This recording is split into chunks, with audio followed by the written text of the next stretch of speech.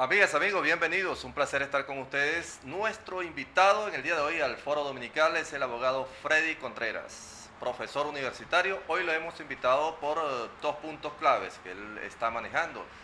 Incluso está dando conferencia. El caso del estado de excepción, como ya todos lo saben, en los municipios fronterizos. Freddy, ¿cómo estás? Bienvenido. Bien, muchas gracias, Augusto. Saludo a todos los televidentes. Bueno, en las tareas de siempre, en las tareas fundamentalmente de informar, de concienciar, de educar, de orientar, de dirigir, porque en estos tiempos de dificultades es muy importante que la gente sepa la verdad. Tal como lo dice un dicho, en los conflictos, y en este momento Venezuela tiene un problema con la República de Colombia, en la zona fronteriza, en los conflictos, la primera víctima es la verdad. De modo que queremos ayudar y aportar en este esfuerzo de lograr que la gente sepa qué es lo que está ocurriendo en la frontera y cuáles son las razones que han generado las decisiones políticas que tomó el presidente Nicolás Maduro. ¿Cuál es la verdad? Bueno, la verdad es que el Estado colombiano tiene abandonada la zona nororiental del país, el oriente colombiano.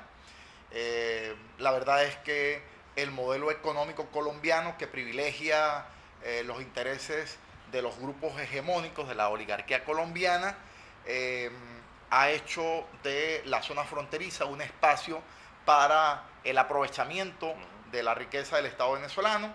La verdad es que desde tiempos inmemoriales importantes espacios fronterizos colombianos, desarrollos urbanos como Cúcuta, por citar la ciudad más importante, incluso casi que Pamplona y Bucaramanga, han parasitado la economía venezolana. La verdad es que hay una estrategia política en Colombia, concertada por los enemigos del Estado venezolano, de impulsar toda una acción contra la economía nacional.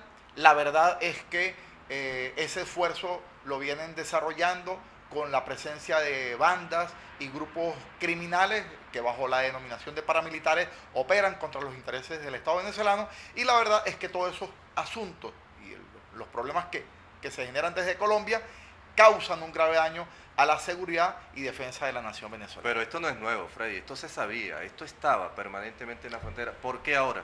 Bueno, se agudizó.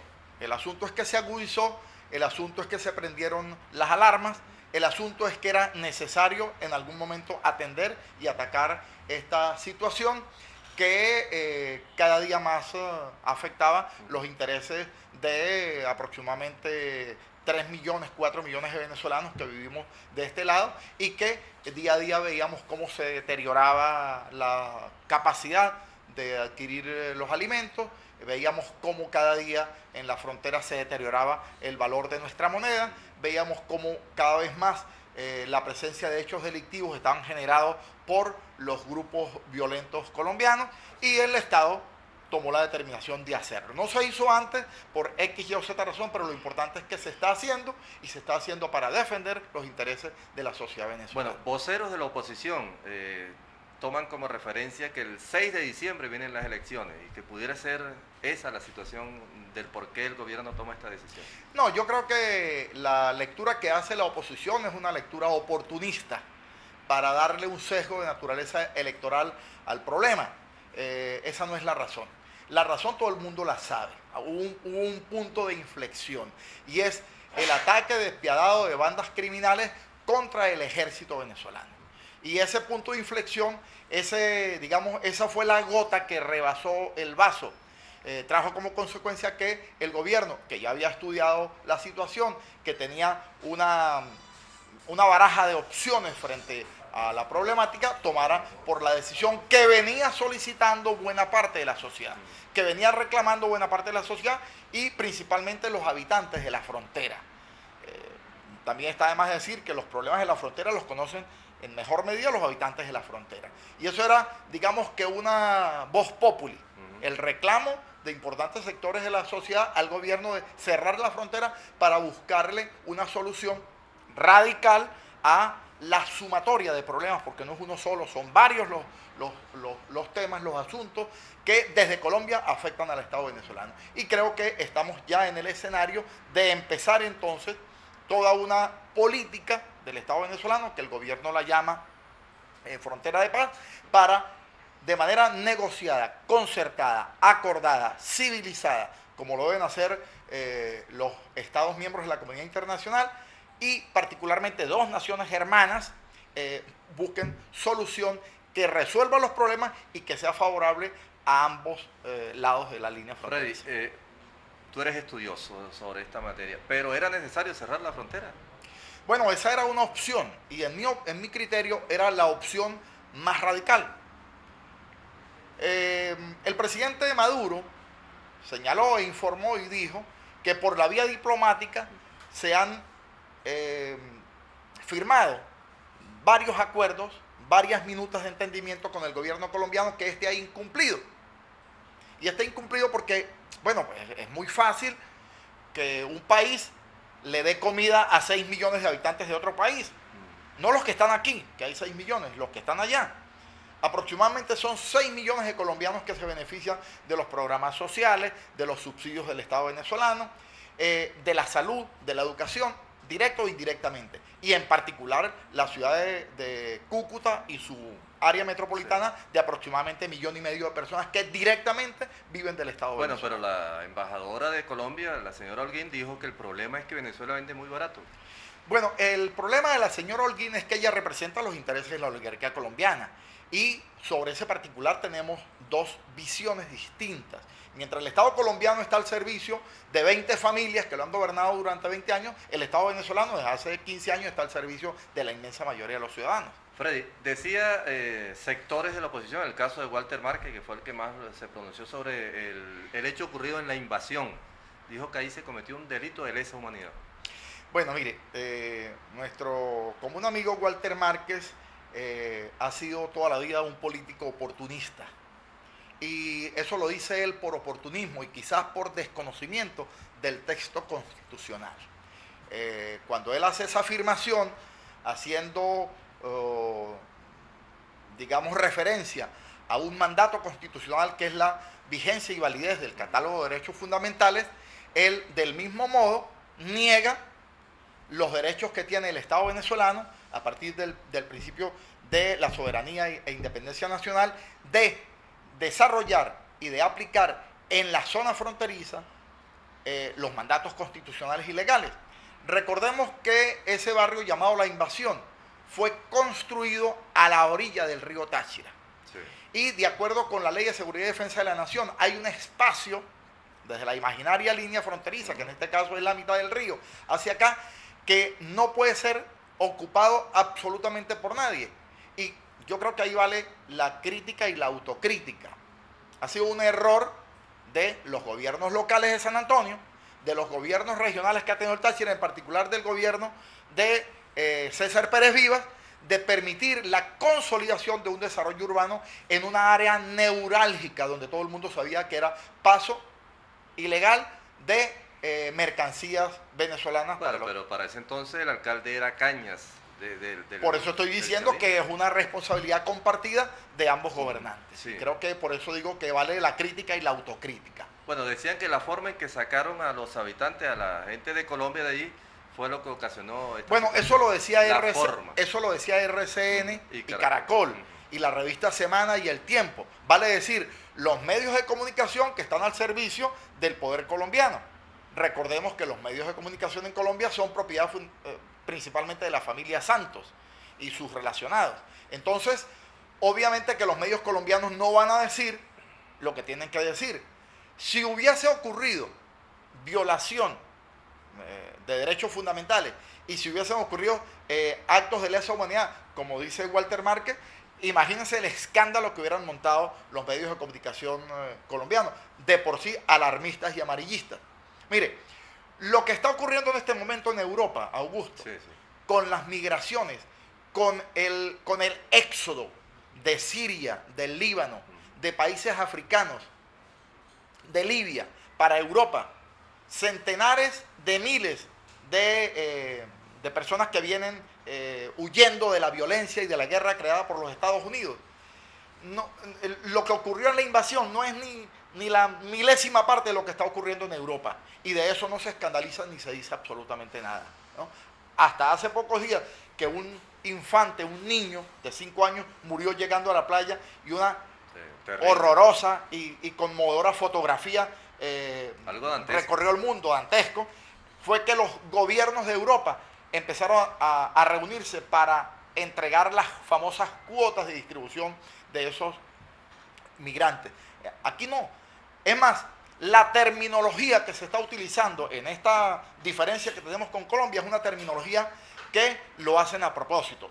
Colombia está hablando de corredor humanitario. Corredor humanitario es cuando hay guerras, cuando hay confrontación bélica. Aquí no hay absolutamente ningún tipo de confrontación bélica. Aquí no hay deportados, aquí lo que hay es repatriados.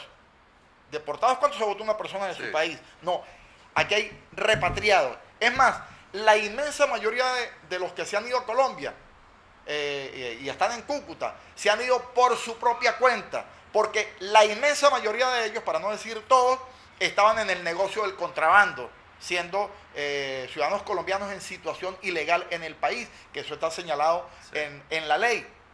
Y hay otra terminología que está utilizando los canales de comunicación colombianos, animados por la animadversión que tienen hacia el gobierno, que no es otra cosa más que propaganda para atizar un conflicto que debe ser resuelto tal como lo ordena el mandato constitucional y tal como ordenan las leyes nacionales y tal como lo ordena el derecho internacional, que es por la vía de las conversaciones directas, con la intermediación, como está ocurriendo, de países amigos de la UNASUR. Bueno, el abogado Freddy Contreras es nuestro invitado a esta hora en Foro Dominical. Al regreso vamos a hablar sobre todas estas conferencias que está llevando a cabo sobre el fascismo, para que nos hable sobre eso. Ya regresamos.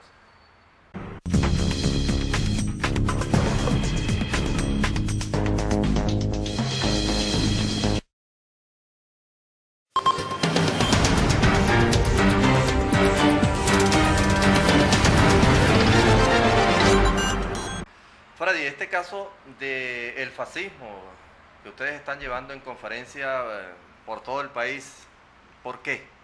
Bueno, mire, antes de hablar de esta tarea de naturaleza formativa y de orientación, es importante señalar que el Frente Universitario Socialista viene dictando conferencias sobre diversos temas. Ajá. Y un tema muy importante que veníamos tocando en los últimos 6 meses, que lo estábamos manejando incluso con un lema, ¿no? Sí. En defensa del Bolívar. Estábamos explicando y hemos explicado a educadores, a funcionarios del gobierno, a estudiantes universitarios, a trabajadores, hemos explicado todo el proceso de deterioro del valor de la moneda y explicábamos cómo toda la trampa contra la moneda venezolana se hace en Colombia en el marco del Estado de Derecho colombiano. Es decir, Colombia desarrolló una legislación para atropellar económicamente a Venezuela. Y esa está puntualizada en la llamada Resolución Externa número 8 del 5 de marzo del año 2000, dictada por el presidente Andrés Pastrana, mediante la cual se crearon unas figuras de casas de cambio y de profesionales de la venta de divisas en la frontera sobre la famosa ley de la oferta y la demanda, justamente con el propósito y con el deliberado fin de deteriorar la moneda. Sobre ese tema conversamos mucho, nos movimos por todo el Estado y un importante esfuerzo de los integrantes del Frente Universitario Socialista,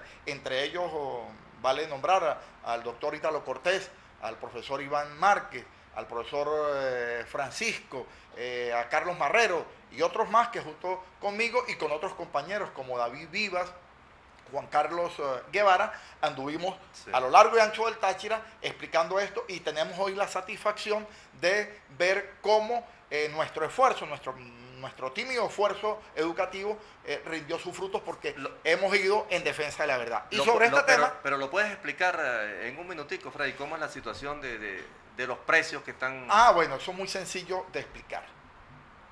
En Colombia las casas de cambio reciben un billete de 100 bolívares y dan por los 100 bolívares, vamos a poner aquí un ejemplo, dan 500 pesos. Ajá. Ese billete de 100 bolívares, las casas de cambio se lo venden a el Banco de la República de Colombia, a la tasa oficial que tiene el Banco de la República de Colombia con el Banco Central de Venezuela. Y esa tasa oficial son 240 pesos. por bolívar. Es decir, que el billete en el que las casas de cambio invirtió 500 pesos, se lo venden al Banco de la República de Colombia en 24.000 pesos, ganándose nada más y nada menos que 23.500 pesos, que algo así como el 35.000%. El Banco de la República le vende ese billete de 100 bolívares al Banco Central de Venezuela a la tasa oficial de 12.3 bolívares por dólar. Y el Banco de Venezuela, el Estado venezolano, le da por ese billete de 100 bolívares, le da 8 dólares y algo al Banco de la República de Colombia. Y esos 8 dólares el Banco de la República se lo mete a las casas de cambio, y esos 8 dólares las casas de cambio los venden a 700 bolívares y hacen 5.600 bolívares. Es decir, que transforman por una parte 500 pesos en 23.500 pesos, y por otra parte transforman 100 bolívares en 5.600 bolívares. ¿Qué es esa triangulación? ¿Algo mafioso? ¿Qué es? Eso es mafioso. El problema es que es mafioso porque lo desarrollan mafias que se apropiaron de las casas de cambio de Cúcuta, y es mafioso porque además lo apoya el Estado colombiano. Y esa es una de las razones por las cuales la acción que tomó el gobierno venezolano de cerrar la frontera tiene toda la razón del mundo. Está totalmente legitimada porque se está haciendo en defensa del Estado. Y por eso se comercializa el billete de 100. Y por eso se comercializa. Bueno, hay muchas formas de comercializar el billete de 100. Otra es a través de la adquisición de paquetes de billetes. Porque el margen de utilidad que da vender billetes de 100 al Banco de la República por parte de las casas de cambio abre espacio para pagar el billete de 100 en 120 o en 130 o hasta en 140, sí, como ha ocurrido en algunas oportunidades. Y mucha gente ha ido presa por eso. Claro, y la gente no sabe que con esa actuación, con ese comportamiento, primero están incurriendo en un delito, están afectando la seguridad y defensa de la nación, pero también le están haciendo un daño a la economía, porque a la larga eso es cuchillo para la garganta de todos. Hábleme del fascismo. Bueno, otra tarea que venimos cumpliendo, y eso en colaboración con el presidente de la Sala Político-Administrativa del Tribunal Supremo de Justicia, el doctor Emiro García Rosa, es abordar el debate sobre el trasfondo ideológico de la confrontación política que vive Venezuela. Una buena parte de la oposición venezolana, angustiada por la pérdida del apoyo popular, angustiada por no lograr hacer llegar su mensaje a la mayoría, porque los procesos democráticos se construyen con mayorías, y la revolución bolivariana está consolidada sobre la construcción de una mayoría. Si hay una mayoría, por supuesto hay una minoría. La oposición es minoría y no ha logrado conformar una mayoría. Entonces, una parte de la oposición, violenta, radical, desesperada porque no están en el poder, ha asumido la ideología y la filosofía del fascismo como instrumento orientador de sus acciones. Eso es lo que explica el fenómeno de la salida. Y es que incluso tuvieron la cachaza de decirlo en los medios de comunicación. El 23 de enero, lo recuerdo perfectamente bien, la señora María Corina Machado y el señor Leopoldo López salieron a anunciar una acción de naturaleza insurreccional, ¿no?, contra el Estado venezolano, contra la Constitución, contra la mayoría democrática que gobierna el país, y lo oficializaron por los medios de comunicación. Recuerdo perfectamente bien, por ejemplo, la nota de prensa publicada por el diario El Universal, que para que ustedes lo pueden verificar en la red buscando el 23 de enero, qué dijeron el señor Leopoldo López y la señora María Corina Machado. Yo cuando los leí, yo lo evalué, ¿no?, y dije, bueno, aquí hay una conspiración. Nunca pensé que esa conspiración se materializara a través de una serie de actos violentos que constriñen los derechos, que violentan derechos, que aterrorizan a la gente, que, digamos, paralizan a la gente en su casa, y que en el Táchira tuvo su máxima expresión con 57 días de violencia, de angustia, de violentación de derechos, como todo el mundo lo sabe. Pues bien, el análisis de estos hechos configura entonces la valoración de los mismos. Y estos no son otra cosa más, la salida no fue otra cosa más que una expresión práctica de la ideología del fascismo, que ha sido asumida por grupos políticos con el propósito de llegar al poder. Y por lo tanto, si eso es así, es necesario alertar a la sociedad. Y en esa tarea anda el doctor Emiro García Rosa, por todo el país. Sí.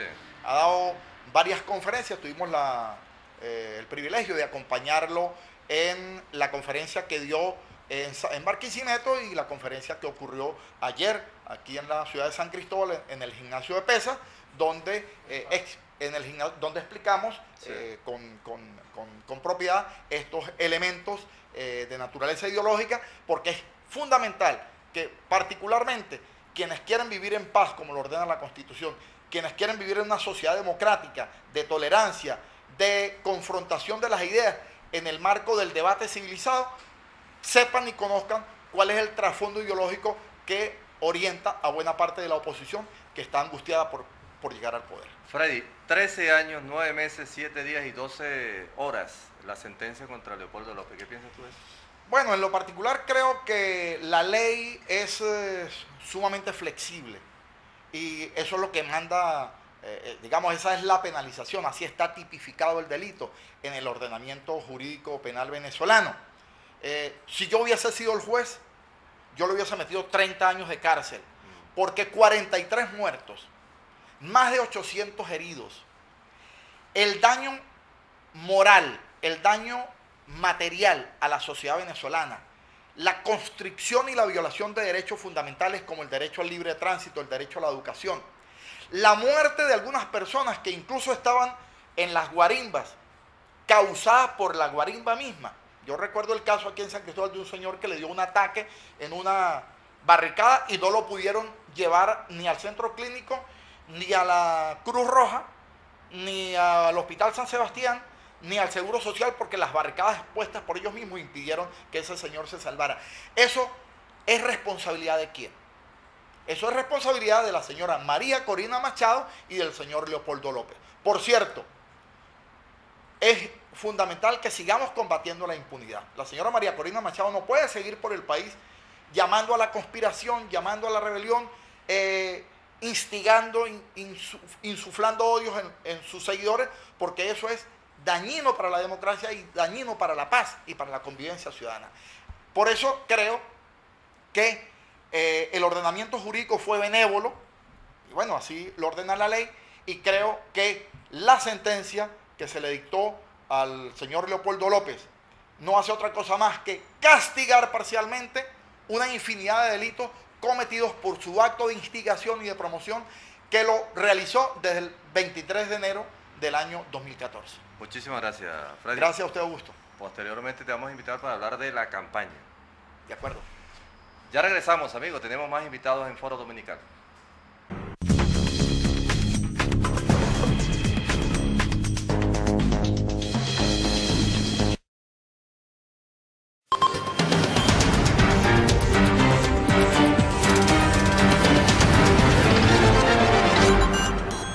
Muy bien.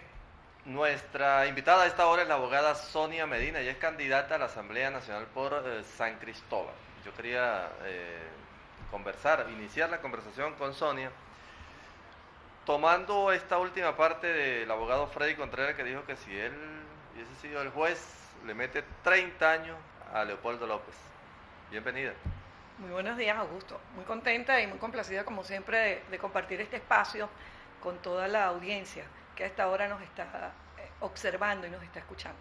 En el momento en que se despedía la persona que me antecedió en este espacio, pues yo le decía algo que voy a compartir con ustedes. Le decía, qué bueno que usted no es el juez, qué bueno que dentro de todos los desaciertos del Poder Judicial, no es Freddy Contreras uno de esos jueces en el Poder Judicial, porque nada más reñido de la realidad, de la verdad, de las situaciones que ocurrieron y de los hechos, que lo que asevera no solo la persona que me antecedió en este programa, sino todos y cada uno de los actores del oficialismo y del chavismo. Nada más reñido con las circunstancias de tiempo y de lugar en que ocurrieron las situaciones que le imputaron a Leopoldo López. Leopoldo López fue a juicio, se entregó voluntariamente y tuvo una medida de privación de libertad producto de una marcha que se convocó con el Día de la Juventud. No se le imputaron hechos que tenían que ver con lo que se denominó las famosas guarimbas en el año 2014. Fue el llamado a una marcha que termina con unos supuestos daños al Ministerio Público, a la edificación del Ministerio Público, en la cual hacen responsable a Leopoldo y a un grupo de estudiantes.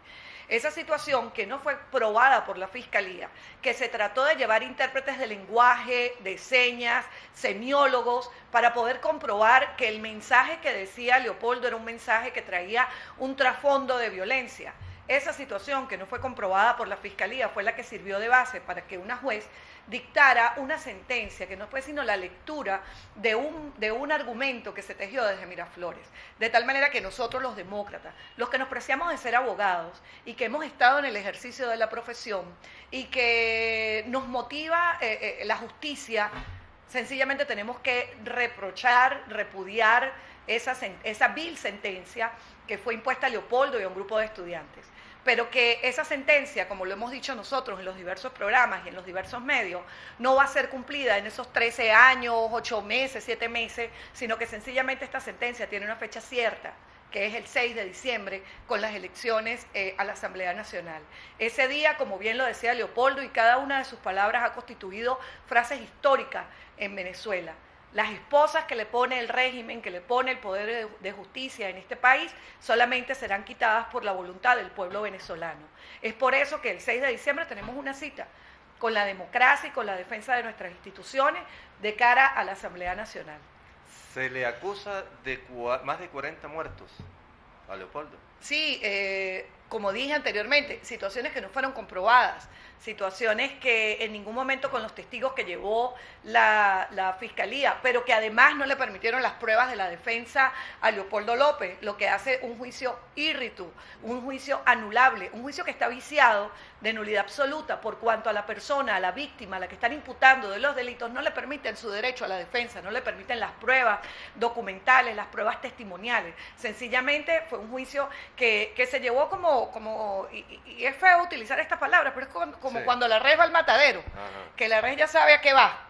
Y Leopoldo, en un gesto de hidalguía y de responsabilidad con su país, no eludió ese compromiso, aún sabiendo a lo que se enfrentaba. Se entregó, otros se fueron. Otras personas se han ido, Leopoldo decidió quedarse, Leopoldo decidió desenmascarar este régimen, porque con esa sentencia Leopoldo ha desenmascarado la administración de justicia, que ya de por sí para nosotros realmente desde hace 13 años, desde hace 15 años ha venido configurando un laboratorio para, como lo he dicho en otras oportunidades, sacar del camino a las personas que son incómodas para el gobierno, a las personas que piensan distinto. Me llamaba la atención, Augusto, la situación de que a través de un llamado a prensa se haga una conspiración. Bueno, yo desde niña he estado en política, acompañando a mi papá y en las líderes políticas, incluso en movimientos de izquierda, con el movimiento al socialismo. Y siempre escuchaba a Orlando Medina, que fue diputado. Claro, me refiero a mi papá Orlando. Sí, en este momento, Augusto, yo recuerdo que de pequeño se escuchaba mucho la palabra conspiración, y vamos a conspirar, y hay que conspirar, y el conspire, y nunca se hacía por prensa, porque para hacer una conspiración nacional y hacer un llamado por prensa, oye, yo creo que hay que leer las cosas en un mundo bizarro como el que nos encontramos en este momento, en un mundo en el que las cosas están al revés. Sí, te escuché hablar de que el 6 de diciembre, hay que tener claro también a la gente que el 6 de diciembre, si gana la oposición, no va a salir Leopoldo López de la cárcel. El 6 de diciembre comienza un cambio en Venezuela. El 6 de diciembre, obteniendo la mayoría de los diputados del sector democrático de este país, comienza la transformación, comienza el rescate de las instituciones. Yo en los discursos o en los programas o en la oportunidad que he tenido de reunirme con gente en las comunidades, la verdad, Augusto, que esta campaña es algo atípico. Nadie te está pidiendo que le prometas, nadie te está pidiendo que le des. ¿Y usted qué propondría? ¿Qué ley haría? No, la gente está proponiendo lleguemos, seamos contundentes con la unidad, alcancemos la mayoría que tanto necesitamos, pero rescatemos el país. Hoy la gente está tan clara que este discurso de fascismo, este discurso de violencia, este discurso de querer disfrazar un cierre de frontera innecesario, alegando la defensa del pueblo venezolano en el aspecto económico. Esta situación la gente ya no la cree, la gente lo que tiene es la necesidad que vive día a día, la gente lo que sabe es la violencia que se ha generado día a día. Hemos sido todos víctimas, hasta hace menos de una semana yo fui víctima también de un atraco, de situaciones de violencia que nos impiden a los venezolanos estar en las calles, sí, y que nos hacen como un toque de queda. Nosotros a las 7 de la noche, 8 de la noche, ya la gente está preocupada. ¿Por qué no ha llegado a la casa? ¿Qué pasó? No se quede fuera. ¿Por qué? Porque nos gobierna el AMPA, nos gobierna la inseguridad. Es por eso que nosotros tenemos esta misión el 6 de diciembre. Sobre todo a la salida de los bancos, hay que tener mucho cuidado. Bueno, con todo. Yo estaba buscando una medicina en una farmacia en el momento, sí, que fui atracada, y había más personas allí que también igualmente sufrieron la misma situación, que afortunadamente no hubo un tipo de violencia física sobre las personas que estábamos allí, pero bueno, hubo algunas pérdidas de carácter económico que afortunadamente eso se recupera. ¿Hace falta en San Cristóbal la Operación Liberación del Pueblo? No me hagas esa pregunta, Augusto. Yo considero que esta situación que se ha llevado a Frontera, que si bien es cierto, en Frontera hay de todo. Allí no puedo dar por descontado que no existen grupos irregulares, que no operan grupos de contrabandistas, pero es que eso no es de ahorita. Esto tiene 14 y 15 años. El contrabando pasa libremente por las alcabalas, por las fronteras, por los puntos de aduana. Entonces es ahora cuando se dan cuenta, justo de cara a un proceso de eleccionario, que la frontera había que cerrarla. Ahora, si a mí me dicen que la frontera la cerramos porque el bolívar va a tener su valor y su poder adquisitivo que siempre tenía el bolívar, oye, yo sería la primera que lo estuviera apoyando, pero es mentira, porque el dólar, el mal llamado dólar paralelo, dólar negro, como lo quieran llamar, es un dólar que va en subida abismal, en una situación incontrolable por el propio gobierno. En todo caso, Sonia, el cierre de la frontera debe afectar políticamente o electoralmente a alguno. Sí, bueno, nosotros desde la Mesa de la Unidad, desde los candidatos que estamos haciendo vida en esta situación, tenemos una opción muy clara. Y la opción es que nosotros debemos ir a las elecciones el 6 de diciembre con toda la plataforma electoral nacional. Nosotros no podemos permitir, no sé a quién afecta el cierre de la frontera electoralmente, pero lo que nosotros no vamos a permitir es que se tratara de decir que en el momento en que se hagan las elecciones, en los estados donde está declarado, los municipios donde está declarado el estado de excepción, sí, se vayan a excluir de un proceso de elecciones. Hemos revisado la ley orgánica del sufragio y es muy clara en este tipo de situaciones. De tal manera que no sé a quién afecta, pero nosotros seguimos en el canal y no nos va a apartar nada del camino de la democracia, del camino de la paz, del camino de la irreverencia, pero en paz, irreverencia con contundencia, en la defensa de nuestros derechos, en la defensa de los venezolanos, en la defensa de esta soberanía de la que tanto habla el gobierno, pero que ha sido pisoteada por ellos mismos, y en la defensa de todas y cada una de nuestras libertades. Yo me refiero es que no se puede hacer campaña en los estados donde está. Es difícil y sabemos que va a haber un ventajismo. Y el ventajismo es de parte del oficialismo, porque evidentemente que no se permiten las manifestaciones, claro, las reuniones en muchos municipios que en su mayoría las encuestas hoy están dando ganadores a los diputados de la oposición, a los candidatos de la oposición. Sin embargo, yo creo que la gente está muy clara, Augusto, y este debe ser nuestro mensaje, este debe ser siempre hacia la gente. El mensaje es que no se dejen engañar, que no porque el candidato no pueda hacer una concentración, vamos a dejar de votar y vamos a dejar de expresarnos por lo que es la voluntad democrática del 6 de diciembre. Es la doctora Sonia Medina, candidata a la Asamblea Nacional por San Cristóbal. Al regreso vamos a hablar de un tema también interesante. La Mesa de la Unidad, está unida la MUD, la situación de los apoyos que ha anunciado el Partido Social Cristiano Copey. ¿Cómo está eso, las decisiones de última hora? Ya regresamos.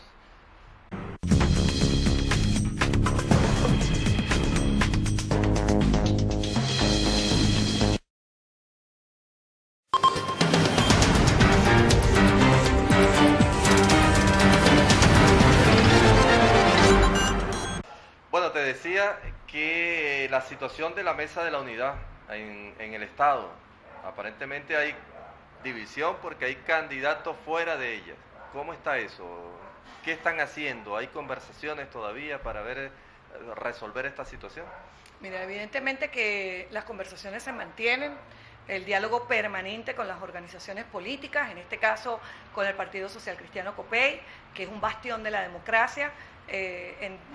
fecha reciente y en horas recientes tuvimos una reunión, Sergio Vergara y mi persona, con la dirigencia del Comité Regional de COPEI, a quien le hacíamos de nuestro conocimiento que no una sentencia del TCJ, no una decisión apresurada de la Mesa de la Unidad va a hacer borrón de una organización que históricamente ha tenido mucho que darle a Venezuela y en el estado Táchira es un referente político. Sí. De tal manera que siempre de nuestra parte, de los candidatos de la unidad, en este caso de la fórmula en San Cristóbal, de Sergio Vergara y mi persona, el respeto, el acercamiento y el reconocimiento además de la plataforma política que tiene el Partido Social Cristiano COPEI.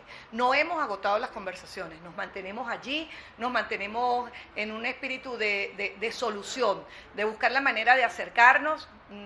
Es así como nosotros vamos a construir una victoria contundente el 6 de diciembre, de tal manera que a todos los amigos de la socialdemocracia, a todos los amigos que han formado parte de las luchas políticas que hemos emprendido y que lo hemos hecho como equipo y que lo hemos hecho juntos, esto no va a ser distinto.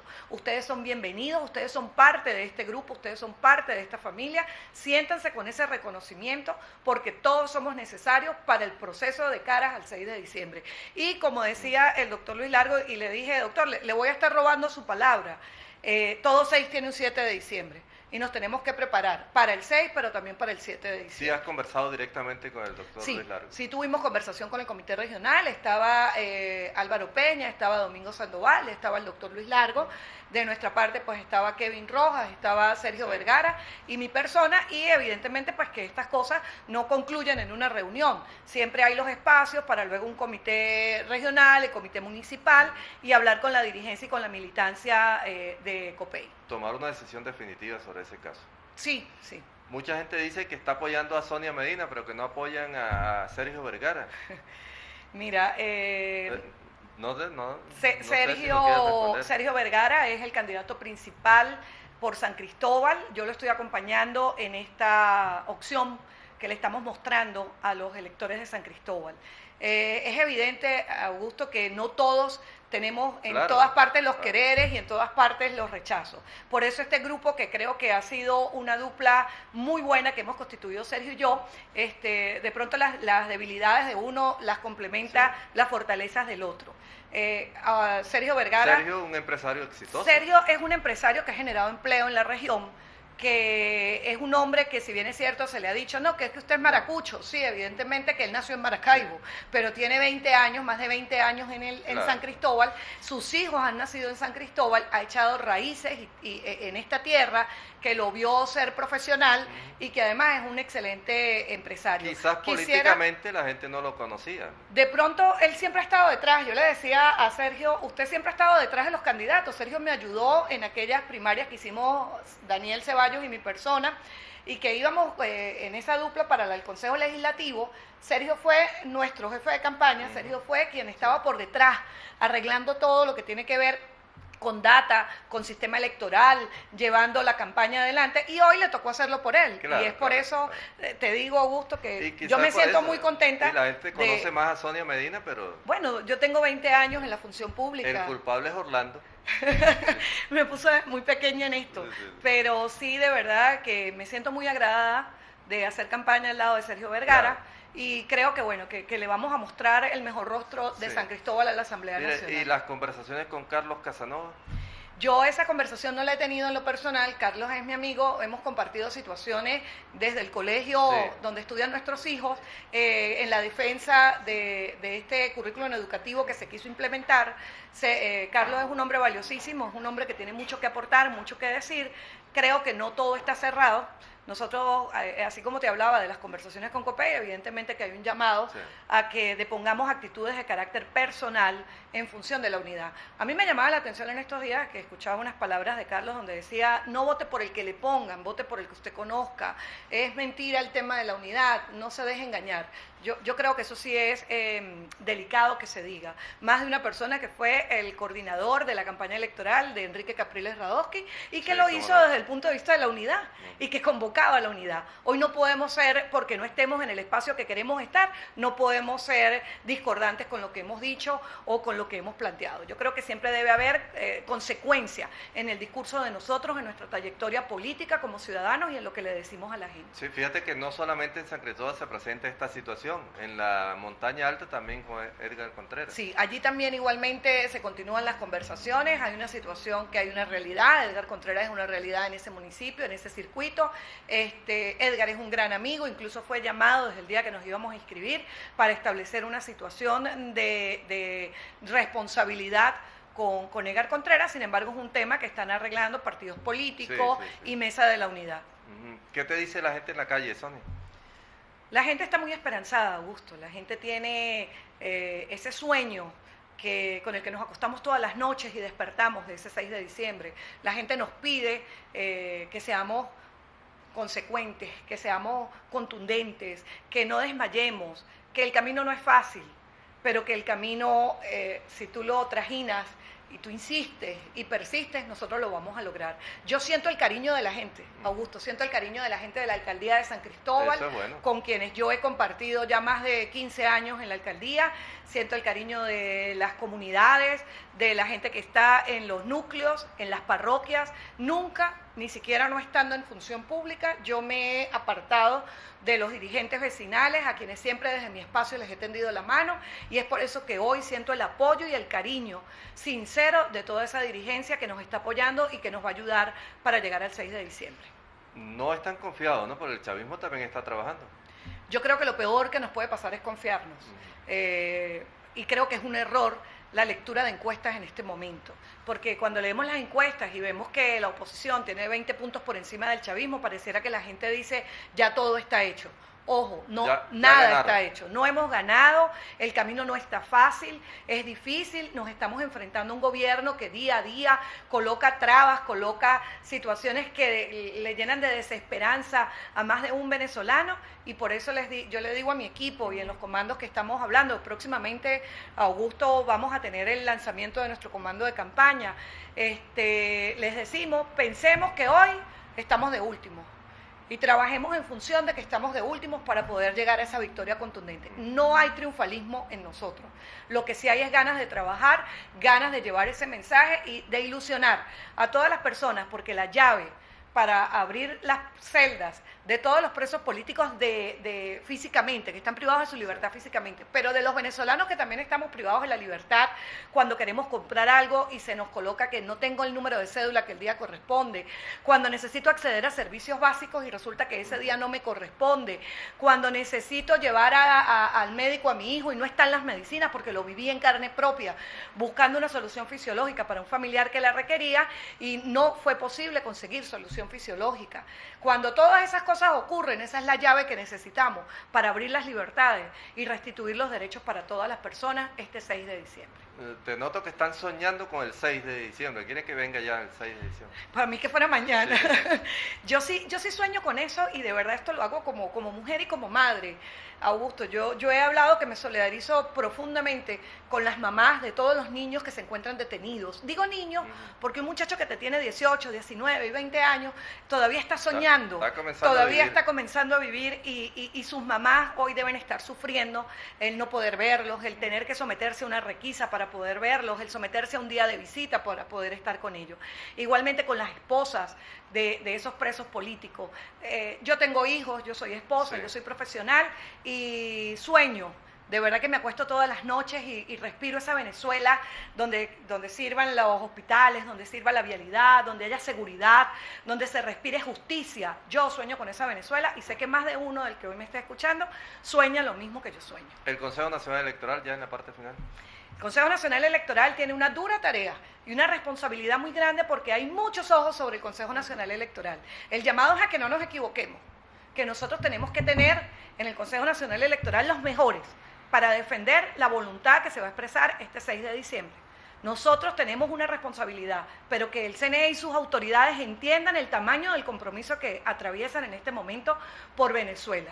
Cuidado, se equivocan, porque de este lado hay gente que está pendiente, que está mirando, que tiene las actas, que está instruyendo al padrón electoral para que nosotros con acta en mano exijamos los resultados que hoy las encuestas nos están dando, pero que se van a cristalizar ese día de la votación. Hay que creer en el árbitro electoral. Yo creo en que tenemos que tener mucha fortaleza. Yo creo en que tenemos que prepararnos. Esto es como un examen, Augusto. Esto es como un examen que cuando usted siente que se sabe la materia, pero llegó al examen final, ese es el día que lo van a evaluar. Ese día pasa o te raspan. Pero todo también depende del profesor, porque si el profesor me saca los temas que no eran los que iban para el examen, entonces la cosa cambia. Vamos a confiar en el árbitro. Nosotros estamos sometiéndos a un proceso con este árbitro. Que no hay que confiarse. No hay que confiarse. Bueno, muchísimas gracias, doctora. Gracias Sonia a ti, Medina, Augusto. candidata a la Asamblea Nacional por San Cristóbal. Vamos a estar muy atentos en el momento en que nombres tu comando de campaña para ver cómo va a ser el movimiento. De inclusión. Bueno. Todos van a estar representados en ese comando de campaña. Muchísimas gracias y a ustedes, amigos, gracias por habernos permitido ingresar hasta sus hogares. Será hasta una nueva oportunidad.